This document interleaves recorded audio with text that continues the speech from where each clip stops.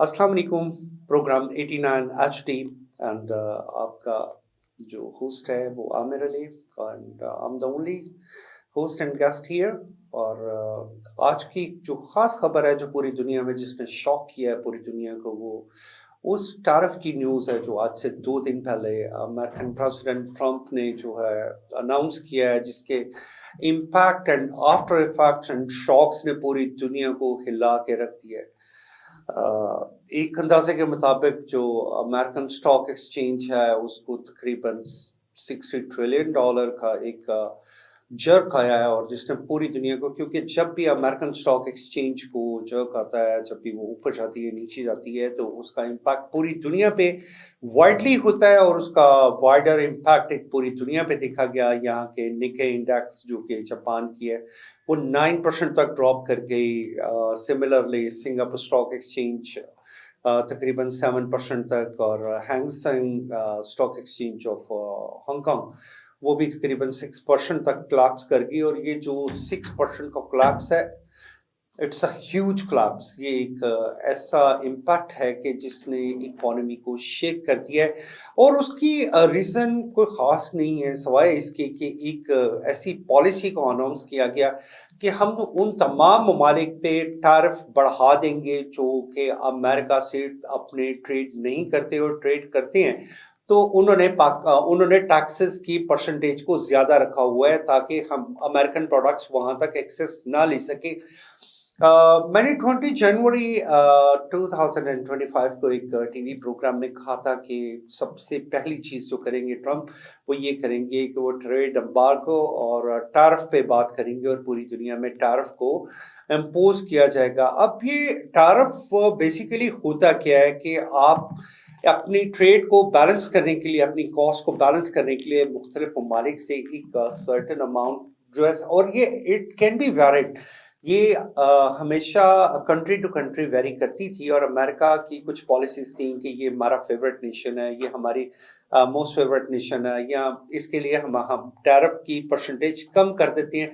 उन्होंने जिस मुल्क को प्रोटेक्ट करना होता था, ओवर प्रोटेक्ट करना होता था, उसे बूस्ट करना होता था, उस पर टैरिफ को कम कर दिया जाता था। जैसा कि पिछले कुछ सालों से आप देख रहे थे कि हम कह रहे थे कि जी बांग्लादेश की इकोनॉमी जंप कर रही है, बांग्लादेश की इकोनॉमी जंप कर रही है। वो जंप सिर्फ इसलिए कर रही थी कि अमेरिका ने बांग्लादेश पे टैरिफ की परसेंटेज बहुत लो कर दी थी। उसके अलावा WTO वर्ल्ड ट्रेड ऑर्गेनाइजेशन एक ऐसा इदारा है कि जो पूरी दुनिया में, और ये बनाने वाले भी अमेरिका ही थे और इसके अलाइज जो यूरोपियंस थे, जिन्होंने कहा कि नहीं जी, आप पूरी दुनिया में जो है टैरिफ की परसेंटेज को एक खास परसेंटेज से ऊपर नहीं ले जा सकते। उसका एक स्लैब बनाया गया, that is almost 25% I think के मुख्तलिफ मुल्कों में। लेकिन अमेरिका में इसकी परसेंटेज वारी करती थी कंट्री टू कंट्री, और उस पे एक जो काम किया गया वो ये किया गया कि एकदम से उस टैरिफ को उस तरीके से इम्पोज किया गया कि जो अमेरिकन प्रोडक्ट्स उस कंट्री में जाती हैं, उन्होंने उसको सेम स्लैब में लाने की कोशिश की। एक तो सबसे पहले मैं ये समझता हूँ कि WTO एक जिसका तो फाउंडर मेंबर ही अमेरिका था, उसने अपनी ही पॉलिसी के अगेंस्ट जाके इस टैरिफ को अनाउंस कर दिया। व्हाटएवर इसके जो पूरी दुनिया में इम्पैक्ट जो मैं फोर्सी कर रहा था, और जैसे आए भी और आ रहे हैं, अभी तो आने शुरू हुए हैं।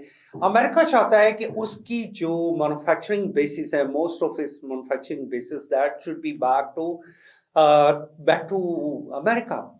अब देखिए वो मैन्युफैक्चरिंग बेसिस क्या थी कि जितनी फॉक्सकॉन या टेक्सास इंस्ट्रूमेंट है उसकी प्रोडक्शन ताइवान में हो रही थी, ताइवान सेमीकंडक्टर मैन्युफैक्चरिंग कॉर्पोरेशन के साथ। इसी तरह जो आईफोन है उसकी मैन्युफैक्चरिंग चाइना में हो रही थी।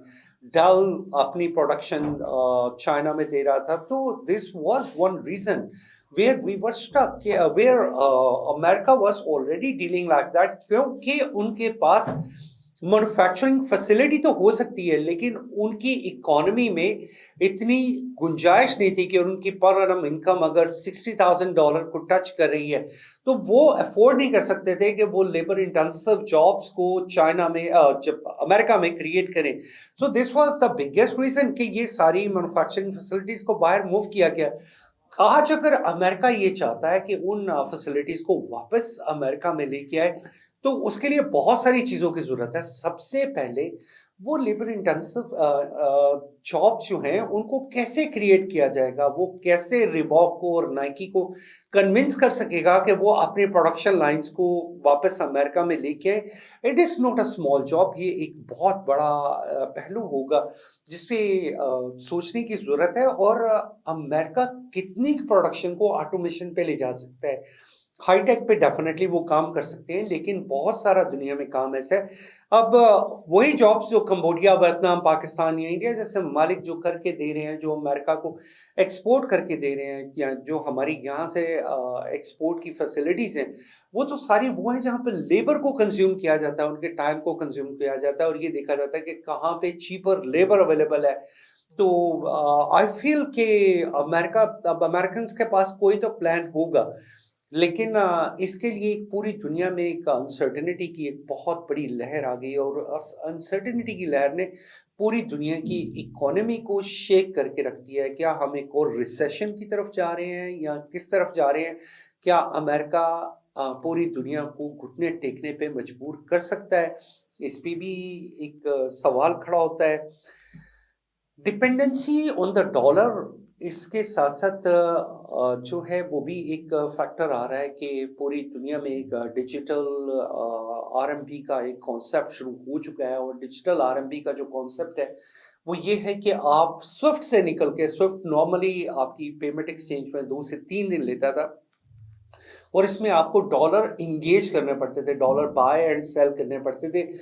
الٹیمیٹلی یہ امریکن اکانومی میں ایک انجیکشن ہوتا تھا طاقت کا, کہ جو اس کو کہیں نہ کہیں بوسٹ کر رہا ہوتا تھا, بھلے وہ 0.0001% کی پرسنٹیج سے ہوتا تھا, لیکن آفٹر آل اس کا ایک امپیکٹ آتا تھا کہ دنیا کا گلوبل ہب ہے وہ ہے نیو یارک, اور جو بھی پیمنٹ یہاں سے سوئفٹ ہوتی تھی پوری دنیا میں, ایون وہ پیمنٹ میکسیکو سے بولیویا بھی جانی ہے تو وہ وایا امریکہ ہو کے جا رہی ہے.